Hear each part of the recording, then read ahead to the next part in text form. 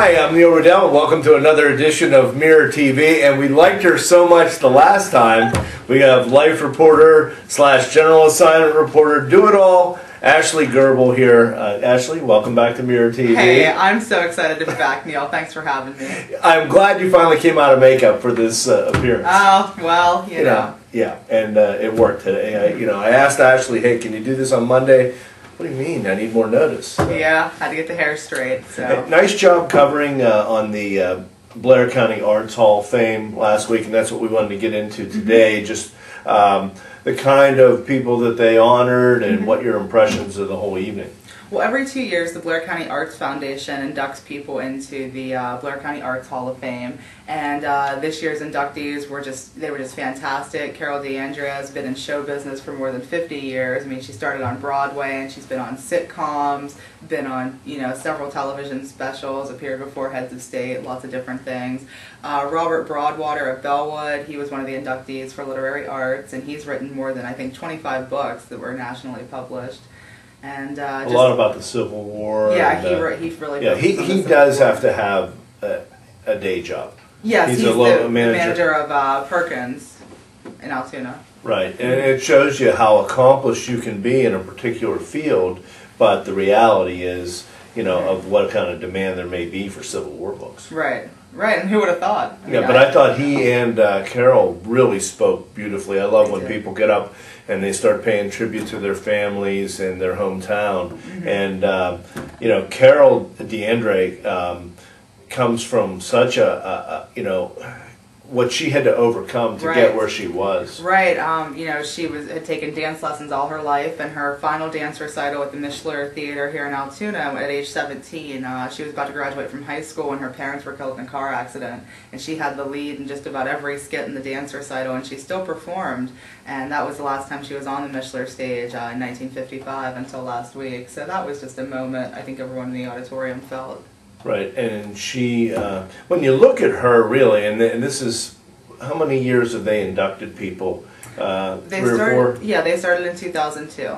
Okay, she could have been really in the first group. She could have, yeah. I mean, I think she's I guess everybody kind of looks at, Hedda Hopper as the most accomplished, but I would think she would be in the conversation. Right. Well, like Ann Benzel said at the event, I mean, she said this county has been home to so many world-class artists. It's astounding. Right, and then they have the woman who's been in the Altoona Symphony for 63 years. Right. Not to put the pressure on you on video, but I think we should do a Monday spotlight on her. Right, I agree. I cover the symphony. It's an excellent group. Teresa Chung has just been phenomenal for them. Really brought them to their rightful place in the community where they belong. What is the lady's name? The woman's That name? was Barbara Crane Weller, who has been with the symphony for 63 years. Right. Yeah. And the other honorees, there was a posthumous honoree from Penn State. Right. Edwin Zoller was the visual arts inductee.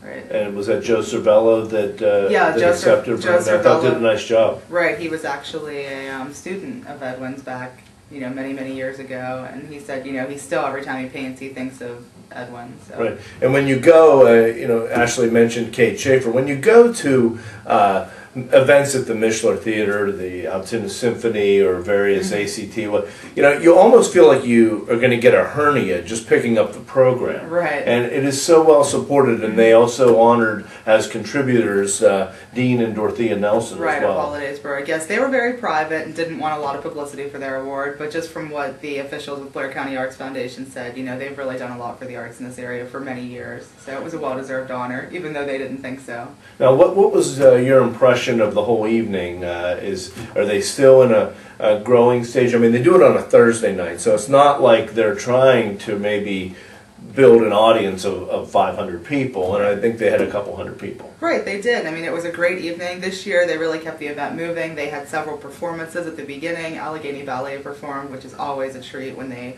when those young dancers come out, and they had their performances, they had the induction ceremony, and then we moved right into the reception at the Columns, which was just gorgeous and really nice. Everyone seemed to just mingle, and it was just a really great evening. Yeah, kudos to Ann and Kate and everybody involved. And do they go every year or every 2 years? It's every 2 years. Okay. So 2011 will be the next one. Well, actually, thank you for your coverage and, of course, your appearance here on Mirror TV. I mean, I think Ashley eventually is going to morph into her own show. And I'm not sure what audience it'll be, but I'm hoping that we'll be part of that. I hope so, too. For Ashley Gurbal, I'm Neil Riddell saying thank you for watching Mirror TV. We'll see you real soon.